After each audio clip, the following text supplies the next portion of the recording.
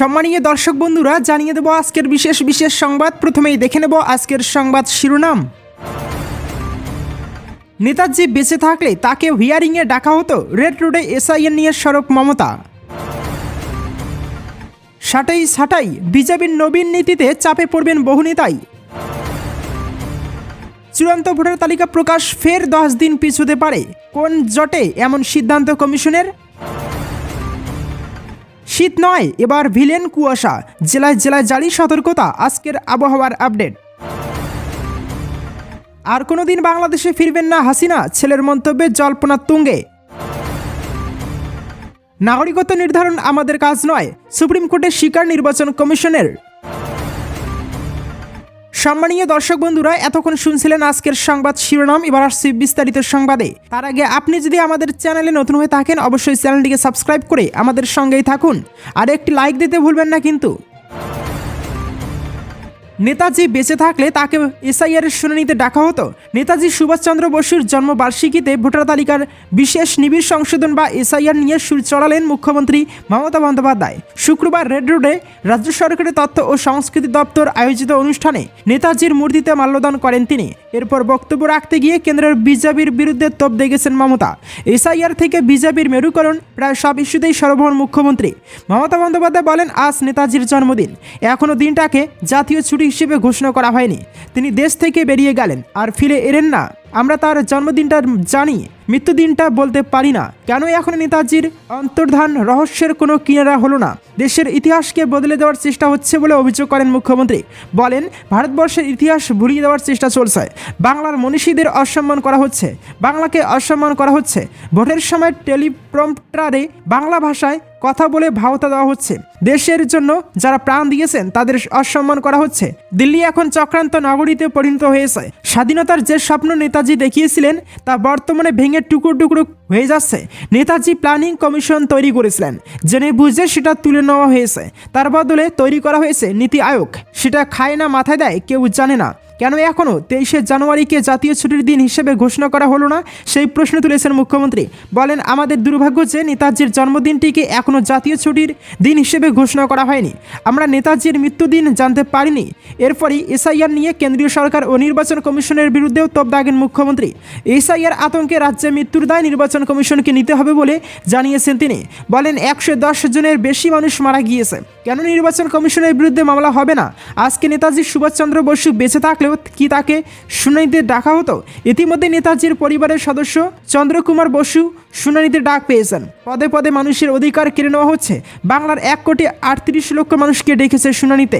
তার আগে একতরফা হবে 58 লক্ষ নাম বাদ দিয়েছে। মোট সংখ্যাটা প্রায় 2 কোটি। 7 কোটি মানুষের মধ্যে 2 কোটি বাদ গেলে কত বাকি থাকে? আদিবাসী তপশিলীদের নাম বাদ দেওয়ার চক্রান্ত চলছে। আমার বাড়িতে এক আদিবাসী মেয়ে আছে, সে বলল তার বাড়ির সকলকে ডেকে পাঠিয়েছে। অমর্ত্য সেনকে ডেকে পাঠিয়েছে বাবা মায়ের বয়সের ফারাকের জন্য। এবার বিয়ে করবে কিনা সেটাও জিজ্ঞাসা করতে হবে। প্রেম করবে কিনা সেটাও ওরা বলে দেবে। বাচ্চা জন্মাবে কিনা সেটাও ওরা ঠিক করে দেবে। জন্মালেও ওদের পারমিশন নিয়ে জন্মাতে হবে। তো এবার আসছি পরবর্তী সংবাদে। বিজেপিতে এখন নবীন উচ্ছ্বাস। মাত্র 45 বছর বয়সে দলের সর্বভারতীয় সভাপতির আসনে বসে গিয়েছেন নীতিন নবীন।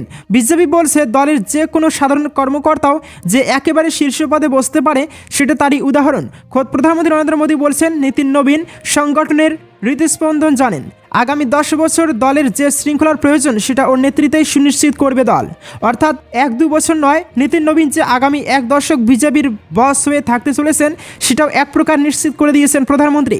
চমকপ্রদভাবে নবীনই বিজেপির প্রথম সভাপতি যার সঙ্গে সরাসরি RSS এর যোগ নেই। তার বাবা বিজেপির বিধায়ক ছিলেন, তিনি নিজেও বিধায়ক, কিন্তু সরাসরি শাখায় গিয়ে RSS তিনি কোনো কালে করেননি। আরও চমকপ্রদ হলো, নীতিন নবীন যে সভাপতি হতে পারেন সেটা তার নাম ঘোষণার আগে বিজেপির শীর্ষ নেতৃত্বের একটা বড় অংশ জানতেন না। বিশেষ করে নবীন প্রজন্ম বিজেপির অন্তরেই একটা অংশ মনে করছে এই প্রথম কোনো বিজেপি সভাপতি সরাসরি প্রধানমন্ত্রী বা স্বরাষ্ট্রমন্ত্রীকে রিপোর্ট করবেন, সেটা অবশ্যই বেসরকারিভাবে। সহজ বাংলায় বলতে গেলে মোদী শাহদের ইশারাতেই কাজ করবেন নবীন। সংগঠনের যে ট্রানজিশন বা ঝাঁকুনির কথা বলা হচ্ছে, সেটাও ওই শীর্ষ নেতার দুই ইশারাতেই হবে। প্রশ্ন হলো কিসের ভিত্তিতে এই ট্রানজিশন? এমনিতে বিজেপির অন্ধ্রে অঘোষিতভাবে 75 বছর বয়সকে অবসরের বা মার্গদর্শক মণ্ডলীতে যাওয়ার বয়স হিসেবে ধরা হয়, কিন্তু নবীনের আমলে সেটা নাকি আরও কমানো হচ্ছে। কম বেশি 60 হলেই ধীরে ধীরে সিনিয়র নেতাদের মার্গদর্শক মণ্ডলীর টিকিট ধরিয়ে দেওয়া হবে। অবশ্য এই বয়সটাই মূল শর্ত নয়, সেটা একটা মাপকাঠি মাত্র। আসল শর্ত হচ্ছে কর্মক্ষমতা। গেরুয়া শিবির ঠিক করে নিয়েছে কর্মক্ষমতাই মূল শর্ত। আরও একটা শর্ত অবশ্য আছে, সেটা হলো মোদী শাহদের প্রতি আনুগত্য।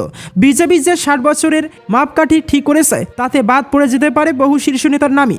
রাজনাথ সিং, নির্মলা সীতারমন, জেপি নাড্ডা, শিবরাজ সিং চৌহান, ধর্মেন্দ্র প্রধান, হরদীপ সিং পুরী, গজেন্দ্র সিং শেখাওয়াত, অশ্বিনী বৈষ্ণব, অর্জুন রাম মেঘওয়াল সকলের বয়স 60-এর উপর। বিভিন্ন রাজ্যের মুখ্যমন্ত্রীদের মধ্যেও অনেকের বয়স 60-এর বেশি। তালিকায় ভূপেন্দ্র প্যাটেল, মোহন যাদব, বিষ্ণুদেব সাই, মানিক সরকাররা রয়েছেন। এবার আসা যাক পরবর্তী সংবাদে। ফের পিছুতে পারে চূড়ান্ত ভোটার তালিকা প্রকাশের দিন। এর আগেও পিছিয়েছে চূড়ান্ত ভোটার তালিকা প্রকাশের দিন। এবার আরও একবার ফের সেই সম্ভাবনায় জোরালো হচ্ছে। একাধিক ধাপে শুনানি ও আপত্তি নিষ্পত্তির প্রক্রিয়া শেষ করতে আরও সময় লাগতে পারে বলে মনে করছে নির্বাচন কমিশন। ফলে নির্ধারিত সময়ে তালিকা প্রকাশ করা নিয়ে তৈরি হয়েছে অনিশ্চয়তা। প্রথমে 7ই ফেব্রুয়ারি চূড়ান্ত ভোটার তালিকা প্রকাশের দিন ধার্য থাকলেও তা পিছিয়ে 14ই ফেব্রুয়ারি করা হয়, কারণ কমিশনের মতে 7ই ফেব্রুয়ারির মধ্যে সমস্ত শুনানি প্রক্রিয়া শেষ করা সম্ভব হবে না। সেই কারণেই আপত্তি ও শুনানির সময়সীমা বাড়ানোর সিদ্ধান্ত নেওয়া হয়েছে। তবে এবার জানা যাচ্ছে সেই তারিখও প্রায় আরও 10 দিন পিছিয়ে যেতে পারে। এদিকে আদালতের নির্দেশ মেনে তথ্যগত অসঙ্গতি এবং আনম্যাপড ভোটারদের তালিকা প্রকাশ করতে চলেছে নির্বাচন কমিশন। আগামী শনিবার এই তালিকা প্রকাশ করা হবে বলে জানা গিয়েছে। আদালতের আগের নির্দেশ অনুযায়ী তথ্যগত অসঙ্গতির পূর্ণ তালিকা প্রকাশ করতে হবে। এবার সেই নির্দেশ অক্ষরে অক্ষরে মানার প্রস্তুতি নিচ্ছে নির্বাচন কমিশন।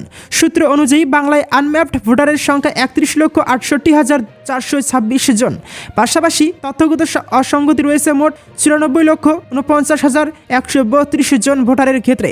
এই দুই তালিকায় পঞ্চায়েত ভবন, ব্লক অফিস এবং ওয়ার্ড অফিসে টাঙানো হবে। তালিকায় নাম থাকা যেসব ব্যক্তি আপত্তি জানাতে চান তারা তালিকা প্রকাশের পরবর্তী 10 দিনের মধ্যে নিজেরা অথবা অনুমোদিত প্রতিনিধির মাধ্যমে প্রয়োজনীয় নথি সহ আপত্তি জমা দিতে পারেন। এরপর সেই আপত্তির শুনানি প্রক্রিয়া চলবে নির্দিষ্ট সময় ধরে। ওয়াকিবল মহলের মতে 24 তারিখ তথ্যগত অসঙ্গতি ও আনম্যাপ ভোটারদের তালিকা প্রকাশের পর আপত্তি গ্রহণ এবং শুনানি শেষ করতে যথেষ্ট সময় লাগবে। সব মিলিয়ে গোটা প্রক্রিয়া শেষ হতে হতে 7ই ফেব্রুয়ারি নির্ধারিত সময়সীমা পেরিয়ে যাওয়ার সম্ভাবনাই বেশি। তার সরাসরি প্রভাব পড়বে 14ই ফেব্রুয়ারির দিনটিতেও। কমিশনের অন্দরমহলের ধারণা ওই দিনেও চূড়ান্ত ভোটার তালিকা প্রকাশ করা সম্ভব নয়। ফলে চূড়ান্ত তালিকা প্রকাশের দিন আরও পিছনের সম্ভাবনাই এখন সবচেয়ে বেশি। তো এবার আসছি পরবর্তী সংবাদে। মাঘ মাসে শীত যেন ডুমুরের ফুল, শীতের দেখা মেলাই এখন ভার।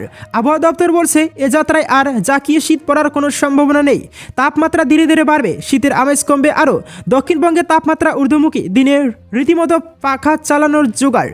চলতি সপ্তাহে কতটা বাড়তে পারে তাপমাত্রা আপডেট জেনে নিন। পৌষের কনকনে ঠান্ডা আর নেই দক্ষিণবঙ্গে, তবে হালকা শীতের আমেজ রয়েছে।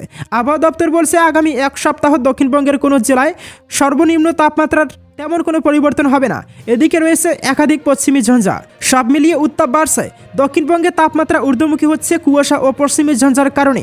একটি পশ্চিমী ঝঞ্ঝা রয়েছে পাকিস্তান ও সংলগ্ন জম্মু কাশ্মীরের উপর। 26 তারিখ আরও একটি পশ্চিমী ঝঞ্ঝা ঢুকবে, কমবে শীতের আমেজ, তবে কুয়াশার দাপট থাকবে একাধিক জেলায়। দক্ষিণবঙ্গের সব জেলাতেই হালকা থেকে মাঝারি কুয়াশা পড়বে। আপাতত দক্ষিণবঙ্গের কলকাতা, হুগলি, উত্তর 24 পরগনা, দক্ষিণ 24 পরগনা, পূর্ব মেদিনীপুর, পশ্চিম মেদিনীপুর, ঝাড়গ্রাম, পুরুলিয়া, বাঁকুড়া, পূর্ব বর্ধমান, পশ্চিম বর্ধমান, বীরভূম, মুর্শিদাবাদ ও নদিয়া কোথাও বৃষ্টির কোনো সম্ভাবনা নেই। শুষ্ক থাকবে আবহাওয়া। উত্তরবঙ্গে ভয়ঙ্কর কুয়াশা থাকবে।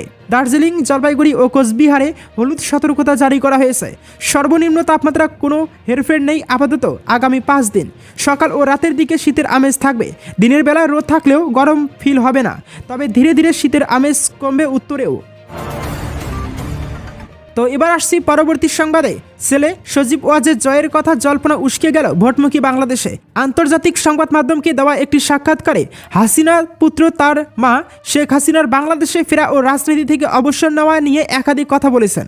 একই সঙ্গে তিনি তাদের দল আওয়ামী লীগ নিয়েও মুখ খুলেছেন, যা বাংলাদেশের জাতীয় রাজনীতিতে রীতিমতো আলোচনার বিষয় হয়ে দাঁড়িয়েছে। আন্তর্জাতিক মিডিয়াকে দেওয়া একটি সাক্ষাৎকারে জয় বলেছেন, বাংলাদেশের রাজনীতিতে আওয়ামী লীগ ফিরলেও তার মা হাসিনার আর রাজনীতিতে ফেরার কোনো সম্ভাবনা নেই। জয়ের কথায় আমার মায়ের বয়স হয়েছে। প্রধানমন্ত্রী হিসেবে এটাই ছিল তার শেষ টার্ম। তিনি অবসর নিতে চেয়েছিলেন। হাসিনার যুগের সমাপ্তি হচ্ছে কিনা জানতে চাইলে জয় বলেন, সম্ভবত তাই। সজীব ওয়াজেদ জয় বলেছেন, হাসিনা যদি নাও ফেরেন তাহলে আওয়ামী লীগ ফিরবেই। তিনি বলেন, আওয়ামী লীগ কোথাও যাবে না, আমাদের 40 থেকে 50% ভোট রয়েছে। আপনি কি মনে করেন 40 থেকে 50% ভোট মানুষ হঠাৎ করে সমর্থন বন্ধ করে দেবে? তিনি আরও বলেন, দেশের 17 কোটি মানুষের মধ্যে 6 থেকে 7 কোটি ভোটার আওয়ামী লীগের। জয় আরও বলেন, দেশের 17 কোটি মানুষের মধ্যে 6 থেকে 7 কোটি ভোটার আওয়ামী লীগের। তিনি আরও বলেন, বাংলাদেশের সবথেকে পুরনো রাজনৈতিক দল 70 বছর হয়ে গিয়েছে। তিনি বলেন, মাকে নিয়ে হোক, মাকে ছাড়া দল চলবে, কেউ চিরকাল থাকে না। 1 বছরেরও বেশি সময় ধরে দেশ ছাড়া বাংলাদেশের প্রাক্তন প্রধানমন্ত্রী শেখ হাসিনা বর্তমানে তিনি ভারতের গোপন ডেরায় রয়েছেন। অন্য কোনো দেশ তাকে রাজনৈতিক আশ্রয় দেয়নি। তো এবার আসা যাক পরবর্তী সংবাদে। ভোটার তালিকা সংশোধন নিয়ে দেশ জুড়ে চলা উদ্বেগের মাঝেই সুপ্রিম কোর্টে বড়সড় স্বীকারোক্তি দিল নির্বাচন কমিশন। শীর্ষ আদালতকে কমিশন সাফ জানিয়েছে, কাউকে দেশ থেকে তাড়ানো তাদের লক্ষ্য নয়, কেবল ভোটার তালিকা শুদ্ধ করাই তাদের একমাত্র উদ্দেশ্য। নাগরিকত্ব নির্ধারণ করা বা কেউ দেশে থাকবেন কিনা সেই সিদ্ধান্ত নেওয়ার এখতিয়ার কমিশনের নেই। বিশেষ নিবিড় সংশোধন প্রক্রিয়ার বৈধতা চ্যালেঞ্জ করে দায়ের হওয়া মামলায় প্রধান বিচারপতি সূর্যকান্ত ও বিচারপতি জয়মাল্য বাগচির বেঞ্চের শুনানি চলছে।